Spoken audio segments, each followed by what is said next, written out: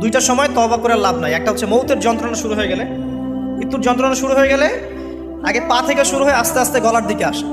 হাদিসে যেমনটা এসেছে, সূরা ওয়াকিয়ার মধ্যেও আছে যে পায়ের দিক থেকে যন্ত্রণা শুরু হয়ে আস্তে আস্তে আস্তে আস্তে এই গলার দিকে আসে, এবং আত্মাটা গলার এখানে যখন চলে আসে, এখান থেকে মালাকুল মউত আত্মাটাকে নিয়ে চলে যায়। এবং চোখ দিয়ে তাকিয়ে থাকে মানুষ, রুহটা চলে গেলে মানুষ চোখ দিয়ে তাকিয়ে থাকে। দেখবেন এই কারণে মৃত ব্যক্তি তাকিয়ে থাকে, চোখ খোলা থাকে।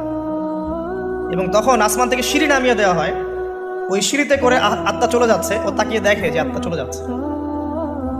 এবং মানুষ মারা যাওয়ার পরে চোখ জীবিত থাকে অনেকক্ষণ।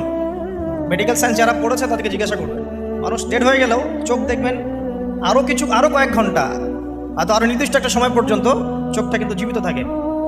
এই জন্যে চোখ বন্ধ করে দিতে হয়। যাই হোক, যেটা বলছিলাম যে মৌতের যন্ত্রণা শুরু হয়ে গেলে তওবা করে লাভ নাই, তওবার দরজা বন্ধ। আর পশ্চিম দিক থেকে সূর্য উঠে গেলে তওবা করে লাভ নাই, তওবার দরজা বন্ধ।